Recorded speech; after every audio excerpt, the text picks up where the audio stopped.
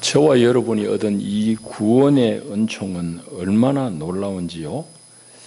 여러분들은 그것을 어떻게 정리해서 하나님 앞에 고백하는지 모르겠습니다만은, 사도 바울은 주 예수 안에 있는 하나님의 은총, 구원에 대해서 이렇게 표현했습니다.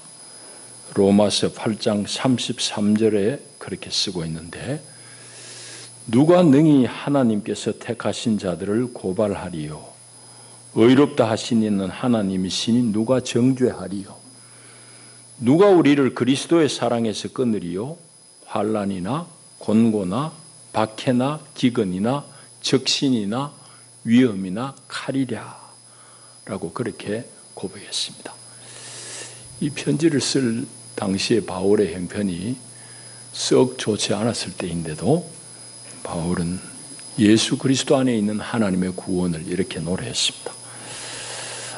여러분의 표현은 다 다르겠지만은 여러분 모두도 날마다 하나님 앞에 그 구원을 감사하고 고백하는 그런 찬송이 이어지기를 축복합니다. 오늘 우리 민수기를 교통할 텐데, 특별히 민수기 11장은 우리에게 대단히 중요한 공과를 가져다 주는 부분이 됩니다. 그 부분을 우리가 한번 살펴볼 거예요.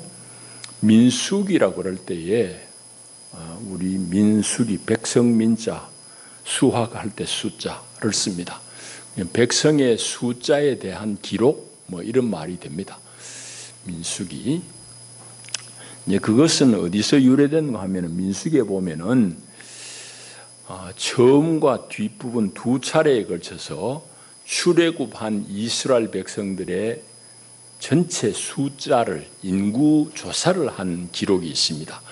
그래서 이제 민수기라는 책의 이름이 붙었을 것입니다. 예. 감사합니다. 그래서 이제 민수기라는 책 이름이 됐고, 내용은 이제 시내산에서 하나님으로부터 율법을 수여받지요. 율법을 받고 또 율법에 대해서 훈육을 받고 훈련을 받습니다. 그게 이제 시내산 자락에서의 훈련, 그 장면이 9장까지 이어집니다. 거기부터 해서는 시내산을 출발해서 가나안 입구까지, 입구인 요단강 동편까지 이르는 과정을 쭉 기록해 놓은 것이 민수기입니다. 그 여정이 결국은 한 40년 가까이 걸리거든요. 시내산 출발해서 정확하게는 38년 몇 개월 되겠습니다만은, 그 기간 동안에 있었던 기록인데, 기록은 크게 보면 두 가지로 얘기할 수 있습니다. 20장까지는 11장부터 해서 20장까지는 끊임없이 하나님을 향해서 원망하고 불평을 쏟아내는 그런 장면에 대한 자세한 기록입니다. 놀라운 것은 그 다음에 이어집니다. 그럼에도 불구하고 하나님은 그 백성들을 약속의 땅 가나안 어기까지 다 이끌으셨다는 것이, 이 백성들의 불신 불평에도 불구하고 하나님의 은혜는 이어진다는 얘기를 쭉 기록하고 있습니다. 그게 이제 36장까지 이어진 내용이거든요. 오늘 이제 11장은 처음 불평하기 시작하는 장면인데, 이 불평이 시작되었던 시점이 언제인지를 가늠할 수 있는 대목이 있긴 있습니다. 정확하지는 않지만은 일단은 언제쯤인지는 알 수 있어요. 이제 읽지 않았는데 앞장 33절에 보시면은 그걸 알 수 있습니다. 그들이 여호와의 산은 시내산입니다. 여호와의 산에서 떠나 3일 길을 갈 때에 여호와의 언약궤가 그 3일 길에 앞서가며 그들의 쉴 곳을 찾았다 했습니다. 그러니까 이제 오늘 11장에 이 사단이 벌어진 때가 시내산에서 출발하고 얼마 지나지 않았다는 것은 알 수 있습니다. 그 정도는 우리가 알 수 있어요. 그러니까 장소도 시내산에서 그리 멀지 않은 것일 것입니다. 여러분, 장정만 60만 원에 되는 사람이 움직이는데, 노약자들까지 있는데 하루 걸은데 얼마나 걸겠습니까? 그러니까 시내산에서 멀지 않은 곳이라는 걸 알 수 있고 시점도 사흘 지난 어느 시점이라는 걸 알 수 있습니다. 자, 그렇게 가늠을 할 수 있고 이제 방금 얘기한 대로 11장부터는 백성의 불평이 시작됩니다. 그게 이제 20장까지 계속 이어져요. 이 핑계 저 핑계로 하여튼 계속 하나님을 원망하고 모세를 향해서 대들고 많은 그런 얘기들이거든요. 이제 그래서 하나님께서는 오래 참으시다가 결국은 출애굽한 1세대들은 광야에서 다 무너지게 다 사멸하게 되도록 하나님이 조치하십니다. 이제 그런 이제 하나님의 사망 선고가 내리는데 오늘 본문에서 우리가 관찰해야 될 대목은 뭔가 하면은 이 긴 불평의 역사, 불신의 역사가 어디서부터 출발했냐는 얘기입니다. 여러분 요즘 불나는 거 옛날 집 불나는 거랑 다르죠? 막 화학약품들 다루고 이러니까요. 여러분 불났다고 그러면은 삽시간에 번진다고 막 터지고 그러잖아요. 근데 그런 불들이 어디서 시작하냐? 작은 불씨에 시작하잖아요. 이스라엘 역사도 마찬가지. 20장까지 계속해서 이 백성들이 하나님 향해서 불평을 쏟아내는데 그 불평의 역사가 어디에서 발화됐느냐? 그 시원을 찾아볼 수 있는 대목이 바로 11장입니다. 그래서 오늘 우리가 11장을 잘 관찰해야 될 이유가 거기에 있습니다. 그래서 11장 전체를 독서해야 되는데 길어서 이제 부분만 읽었습니다. 그러나 11장 전체를 그 관점에서 오늘 우리 한번 읽어보자고요. 자, 이제 말씀 대충 이제 그런 정도로 우리 이해하고 말씀을 한번 덮어보시면은 1절을 잘 보시면은 야훼 하나님의 인도를 확신하고 떠난 이스라엘의 갑작스러운 불평이 시작됩니다. 그 시작이 어떤 것을 계기로 해서 시작이 됐는지를 규명하는 것은 우리에게 대단히 중요합니다. 그럼 바로 오늘 우리에게도 해당되는 얘기가 되기 때문입니다. 1절을 보시면은 야훼께서 들으시기에 백성이 악한 말로 원망하매, 말로는 작게 됐잖아요. 그러니까 우리가 추가한 말이고 악하게 원망하매 말입니다. 하여튼 수악한 말로 경상도 말로 원망했다 말입니다. 그러니까 야훼께서 들으시고 진노하사 야훼의 불을 그들 중에 붙여서 진영 끝을 사르게 했다. 그 장면입니다. 그래서 불평이 어떻게 시작됐는지를 1절을 잘 묵상해 봐야 됩니다. 악하게 숭악하게 원망했다는 말을 히브리 말로 읽으면은 어떤 말인가 하면은 습관적으로 계속해서 탄식했다 이 말입니다. 우리가 흔히 하는 말로 재수 없어, 망했어, 뭐 이런 말입니다. 그게 입에서 툭툭툭툭 나오는 겁니다. 연속해가지고. 왜 그러면 그런 말이 나왔을까를 생각해 봐야 됩니다.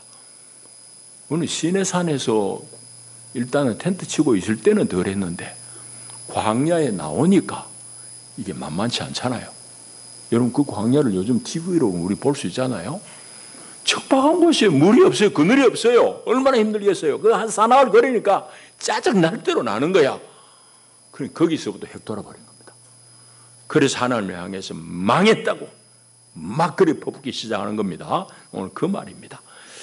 그래서 그 피로감 때문에 광야 생활이 오는 그 괴로움 때문에 하나님을 향해서 단식이 이어진 거죠.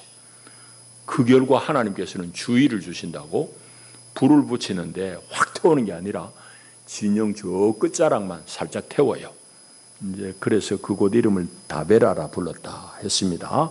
불사른다는 뜻인데 이거는 이제 하나님께서 맛배기로 보여주는 경고의 사인이에요. 놀랍습니다. 사람들은 하나님이 이렇게 사인을 주실 때 알아먹는 사람도 있지만 못 알아먹는 사람이 많아요. 여기는 못 알아먹었다는 얘기입니다. 4절을 보면 이제 그걸 알 수 있는데 하나님께서 분명히 이렇게 경고를 주셨음에도 불구하고 이스라엘 가운데 있는 불평은 지속됩니다. 4절을 또 가만히 읽어보게 되면은 이스라엘 가운데 일어나는 이 불평의 시원, 시초, 또 다른 시초를 보여줍니다. 이 대단히 재미있습니다. 이제 1절하고 조금 다른 관점에서 우리 관찰할 대목이 있어요. 그 보면은 4절 그들 중에 이스라엘입니다. 이스라엘 중에 섞여 사는 다른 인종들이 탐욕을 품음에 이스라엘 자손도 다시 울며 이르되 누가 우리에게 고기를 주어 먹게 하랴. 애굽에 있을 때는 고기도 먹고 생선도 먹고 부추도 먹고 마늘도 먹고 맛있는 거 다 먹었는데 이거 도대체 뭐냐 이 말입니다. 그런데 이 불평하는 이스라엘 백성들의 마음을 건드린 것은 그들 중에 섞여 사는 다른 인종이라 했습니다. 섞여 사는 다른 인종은 뭔가 하면 출애굽을 읽어보게 되면은 이스라엘 백성들이 모세의 영도 아래 출애굽할 때에 잡다한 다른 민족들도 거기 섞여서 따라 나옵니다. 어느 민족인지 몰라요. 그런데 이들은 아브라함의 후예도 물론 아닙니다. 그러니까 하나님의 언약의 백성도 아니고 언약에 대해서도 관심도 없어요. 배운 바도 없고 단지 이들의 관심은 애굽에서 종살이하고 노역에 시달리니 귀찮다. 너무 힘들다. 아이 저 이스라엘 사람들 나가는데 우리도 따라 나가자. 덩달아 따라 나온 사람이에요. 이 사람들 머릿속에는 언약에 대한 소망에 대한 아무런 개념이 없습니다. 그냥 뭐 입에 좀 먹고 쓰면 뱉어버리는 그런 사람들. 이게 이제 이 중다한 다른 민족이에요. 다른 인종들이에요. 이 사람들이 탐욕을 품어서 불평하니까 이스라엘도 동조해버린 겁니다. 탐욕 때문에 비롯됐다고 그럽니다. 이 사람들은 사리 판단이 없죠. 분별 없이 불평만 하는 거 앞에 이어지는 현실에 대해서 막 뱉어내는 거예요. 오늘 무슨 문제 때문이냐? 탐욕이라고 그랬는데 이 탐욕은 뒤에 읽어보면 무엇에 대한 탐심인가 하면 음식에 대한 탐심입니다. 애굽에서는 그래도 일단은 정착에 있어서 애굽이 얼마나 풍요로운 곳이에요. 제대로 먹고 살았는데 이 광야에 나와보니까 아니다 이 말이지. 그래가지고 이 사람들이 탐심을 품어가지고 막 불평을 뱉었는데 이스라엘 백성은 동조해버렸대요. 이제 이 지점을 우리가 잘 관찰해봐야 됩니다. 그러니까 문제는 이스라엘이잖아. 하나님의 사람들이잖아. 이 사람들도 고기 타령하는 거예요. 애굽에서 있었을 때 잘 먹을 때를 회상하면서 불평에 가시하는 겁니다. 그런데 7절부터 가만히 보게 되면 하나님이 주신 이 광야의 양식도 썩 괜찮았다는 걸 알 수 있습니다. 여러분 광야의 양식은 만나잖아요. 꽤 훌륭했다는 걸 알 수 있어요. 그 대목이 7절 8절에 있는데 뭐 살만 먹을 수도 있고 맷돌에 가를 수도 있고 절구에 찧어가지고 할 수 있는데 하여튼 그 음식 맛이 어떤지에 대해서 8절 뒤에 쓰고 있습니다. 그 맛이 기름 섞은 과자 맛 같았더라. 여러분 맛은 기름이 낸다는 거 알죠? 기름 없으면 맛 아무것도 없어요. 지방 하나도 없는 생고기 살코기만 먹어봐요. 터벅터벅하지 맛없다고. 근데 만나가 기름 섞은 과자다. 이 말은 그 맛이 꽤 괜찮았다는 걸 알 수 있습니다. 그런데 왜 이 사람들은 광야의 만나의 실증을 보이냐? 왜 싫어했냐 이 말이지. 그게 이제 5절 8절에 있잖아요. 5절에도 나오고 18절에도 나옵니다. 그건 애굽의 음식과 자꾸 비교하는 겁니다. 애굽의 풍요로웠던 식생활을 그리워하는 거죠.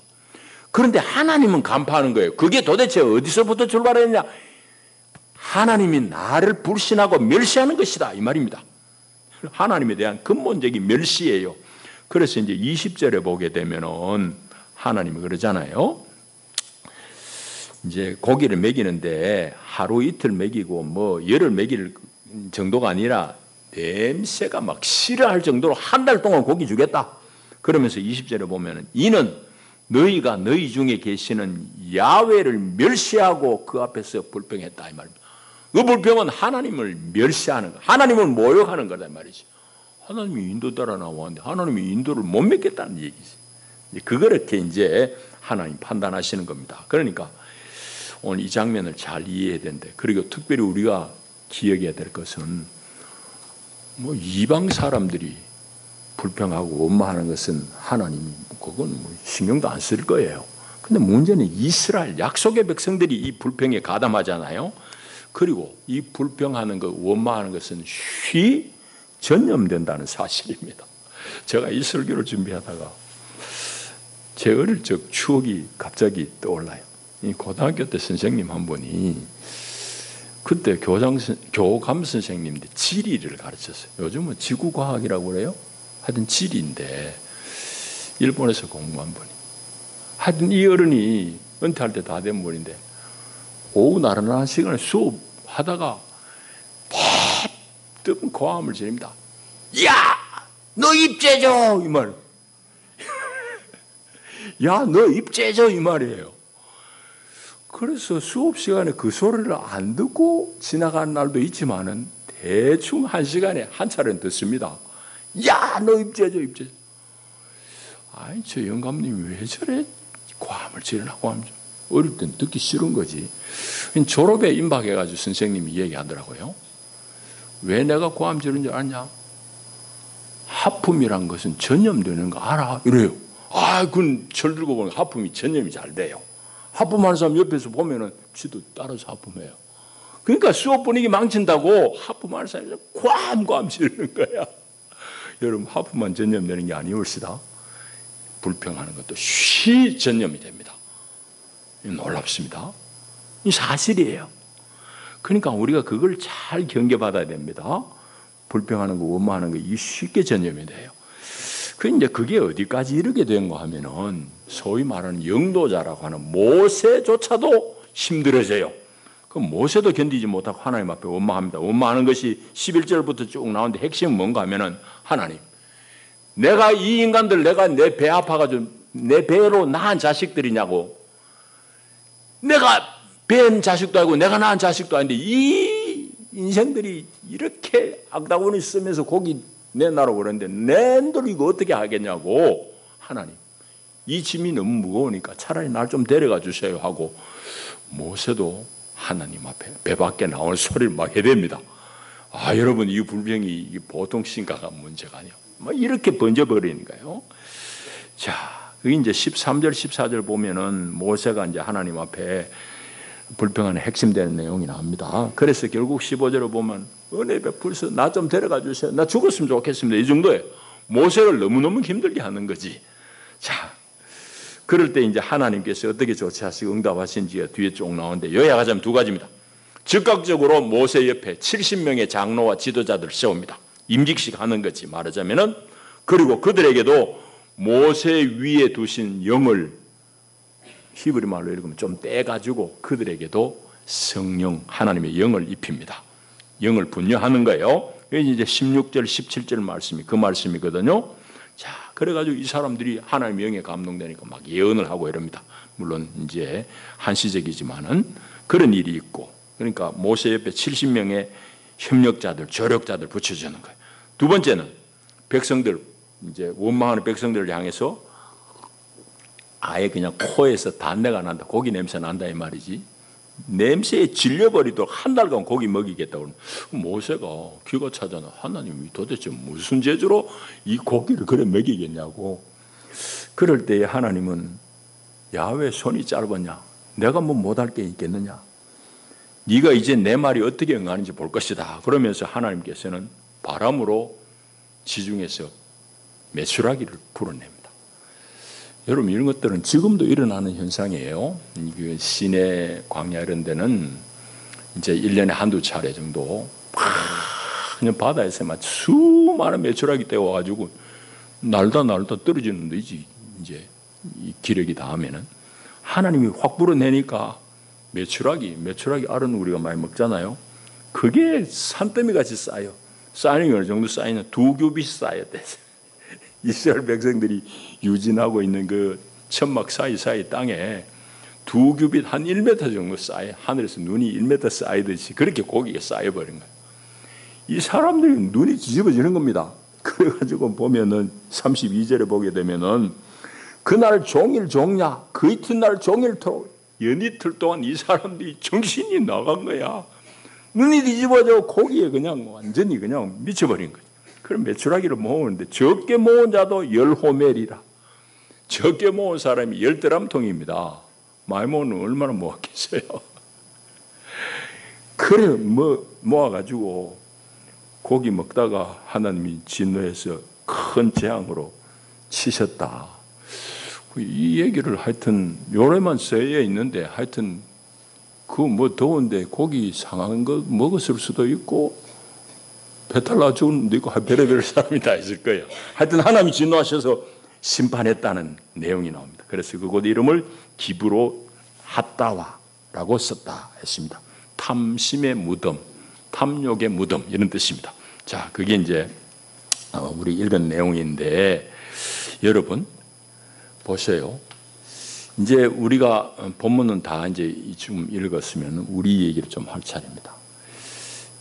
이 공과가 주는 건 분명하죠. 이 본문이 원망이 불평이 가져다 온 비극적인 결말을 우리에게 보여주면서 우리에게 경계하고 있습니다. 그런데 제가 얘기했잖아요. 이 본문은 어떤 관점에서 읽어보자. 우리도 다 할 수 있는 일입니다. 하나님을 향해서 원망하고 불평하는 거지. 그것이 가져온 결과가 대단한 건데 우리도 오늘 그 일을 할 수 있는 거예요. 그런데 이 불평이 어디서부터 불이 촉발이 되느냐 하는 것을 두 가지 관점에서 살펴봤습니다.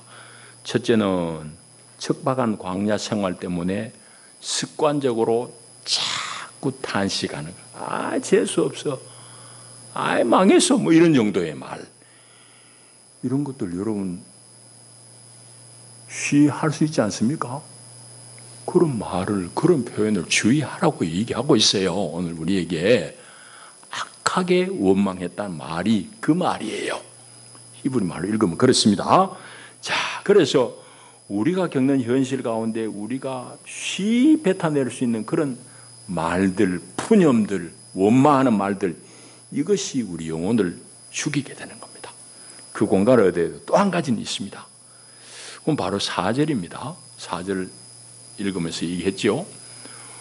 언약의 땅에 대해서 소망이 없이 사는 다른 민족들의 불평에 나도 쉬 동조해버려요.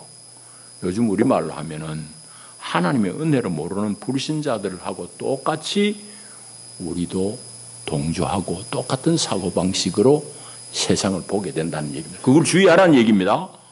여러분, 그러니까 세상 사람들하고 우리는 본질이 달라요. 목적하는 바 방향이 다르고 가는 길도 다르고 가치관도 다르고 다 달라야 되는데 우리 세상 사람들하고 똑같은 가치관을 가지고 자꾸 보니까 내가 손해보는 거 아니야? 아니 주일날도 내가 뭐 더 일하고 뭐 하면 돈도 벌 텐데 뭐 이런 생각도 들고 별의별 생각이 다 들어요. 근데 그거는 우리 얘기만은 아니에요. 제가 자주 얘기했지만은 이 성경의 모든 말씀은 다 오늘 우리에게도 해당되는 말씀이고 그들의 말씀일 뿐만 아니라 그렇다는 얘기입니다. 그런데 신약에 보게 되면은 스데반의 설교가 사도행전 7장에 나오잖아요. 거기 보게 되면은 놀랍게 표현하고 있습니다.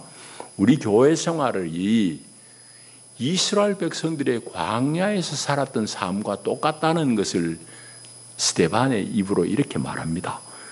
사도행전 7장 38절에 보면은 시내산에서 말하던 그 천사와 우리 조상들과 함께 광야 교회에 있었고 라고 이렇게 쓰고 있습니다. 그러니까 스데반이 교회 생활 하잖아. 교회 생활 하는데 우리 선조들 시내산에서 광야에서 모세의 영도 아래 움직였던 그 생활을 광야 교회라고 표현하고 있습니다. 그 얘기는 우리 오늘의 교회 생활도 마치 출애굽한 이스라엘 백성들이 광야 생활하는 것과 흡사하고 그 상징성이 일치한다는 얘기입니다. 우리도 지금 광야 생활하고 있어요. 그런데 그 광야에 살던 그 백성들이 살아있는 말씀을 받아 우리에게 주던 자 이 모세가 우리 조상들에게 말씀을 주셨는데 우리 조상들은 그 모세를 통해 주신 말씀에 순종하지 아니하고 거절하면서 그 마음이 도리어 애굽으로 향했다라고 쓰고 있습니다. 그러니까 모세의 영도를 받고 모세 지도 아래 하나님 말씀을 받은 사람들이 모세를 통해 주시는 하나님 말씀에 순종하지 아니하고 그 마음이 돌이켜서 애굽을 향했다. 이것이 우리 조상들의 큰 실패, 패착이 거기에 있다. 오늘 우리에게도 마찬가지. 스데반 시대에 그 시대에도 우리도 광야의 길을 걷는데 여러분 어떻게 하시려고? 우리 선배들 같이 우리 선조들 같이 애굽을 향하려고? 예수를 믿기 전에 그 상황을 자꾸 기대하렵니까? 이미 말입니다. 오늘 그건 우리에게 해당되는 얘기지. 오늘 우리도 다 예수 믿고 주님 뒤를 쫓고자 다 시인하고 다짐한 사람들이 세례받고 교인이 된 거잖아. 그런데 자꾸 세상 뒷고 돌아보고 예수 안 믿었으면 더 잘 살았을 텐데 자꾸 이런 생각을 한다 이 말이에요. 그게 다 우리가 하나님을 멸시하는 일이다 이 말입니다. 그러니까 교회 생활의 기본은 광야의 양식인 주식인 이 만나예요. 하늘의 양식입니다. 이것에 우리가 충분히 감사할 수 있어야 됩니다. 이거 안 돼버리면은 자꾸 애굽의 풍요를 되돌아보게 됩니다. 세상에 사는 게 더 나을 것 같은데 어떻게 할 거야? 광야에 발을 디뎠는데 교회에 발을 디뎠는데 자꾸 뒤를 끼고 여러분 그러니까 그게 성도의 성도다움이 무너지게 된 겁니다. 그래서 자꾸 세상을 뒤돌아보게 되면은 그게 바로 하나님을 향한 멸시가 되는 거예요. 20절 읽은 대로.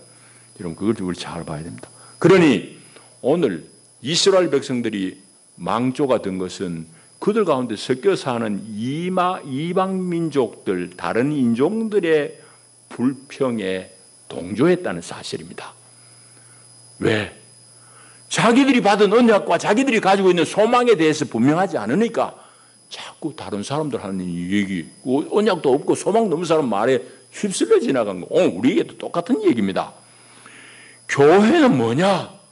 세상으로부터 불려 나온 사람들의 모임이 교회잖아. 에클레시아. 어디로부터 부름받아 나왔느냐? 세상으로부터 부름받아 나온 사람이지.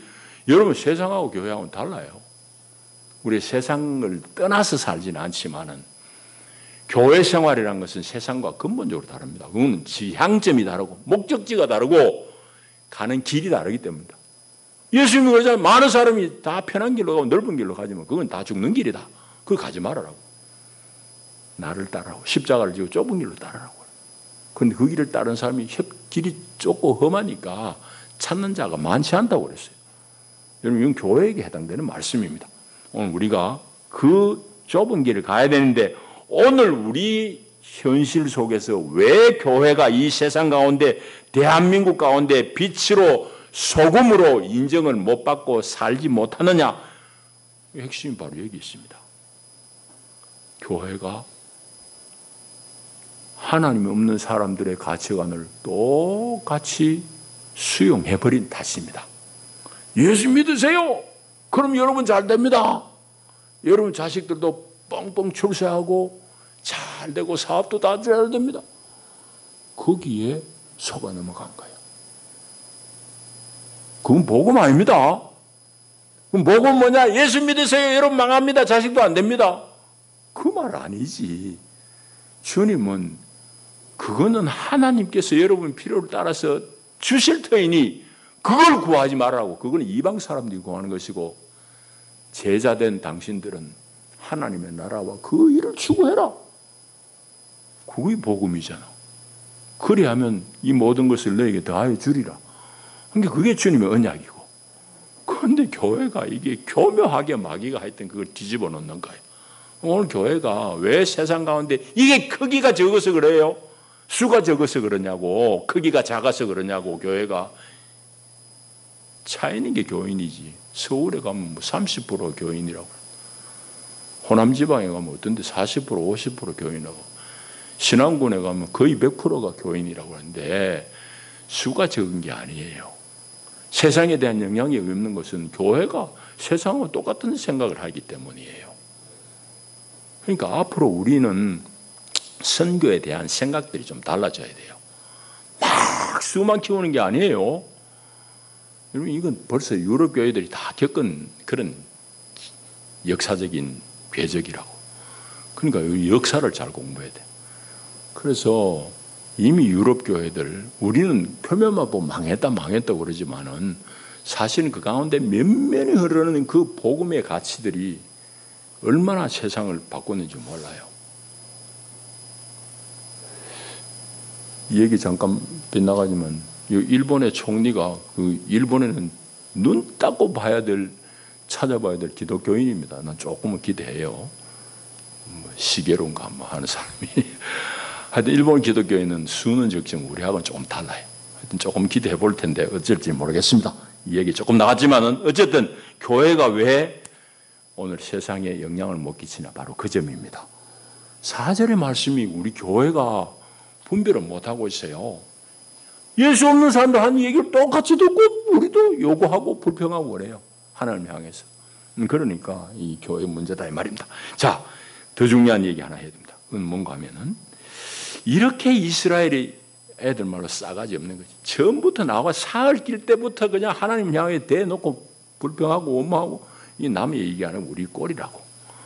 그게 거의 40년 이어집니다. 온갖 모습으로 다양한 모습으로 다양한 상황 속에서 모세를 향해서 죽이게 또 달라들고요. 하나님 원망하는 정도가 아니에요. 모세하러 돌 들고 치려고 달라들고 별의별 꼴을 다 본다고. 이렇게 이스라엘이 형편없이 했지만은 그럼에도 불구하고 하나님의 은총은 가히 없어라 라는 증거가 민수기 기록이에요. 1세대들은 책임을 묻고 광야 40년 동안 다 차례로 갑니다. 근데 2세대 신세대를 세워가지고 요단강 입구까지 하나님 인도하시잖아요. 그럼 모세도 이제 교체 여호수아로 바꿔가지고 이제 강을 건너는 거지. 거기까지가 민수기 기록입니다. 그러니까 하나님의 은총은 그야말로 이 백성들의 불신에도 불구하고 이어진다는 걸 얘기하고, 인간의 죄악과 인간의 불충함은 끊이지 않고 계속된다는 걸 성경이 우리에게 보여주고 있어요.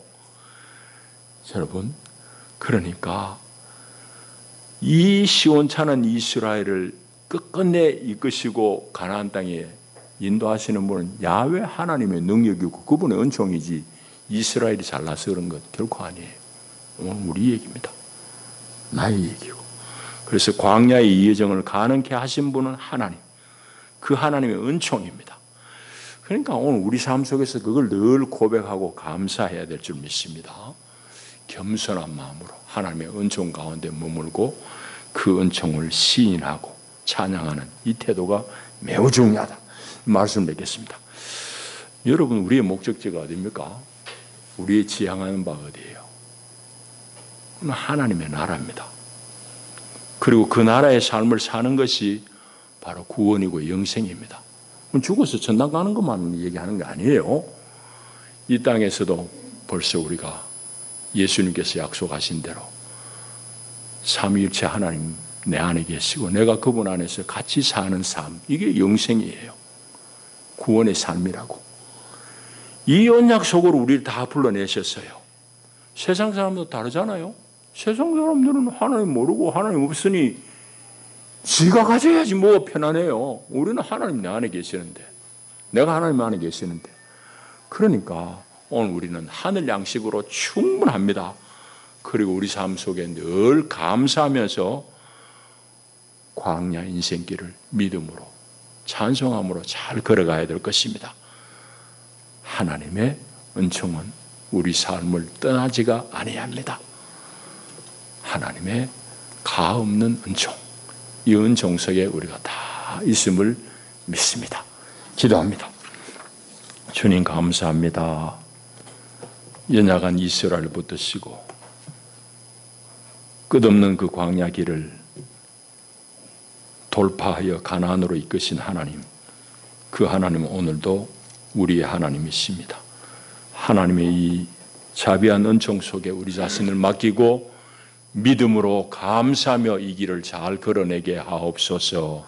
예수님 이름으로 기도하옵나이다. 아멘.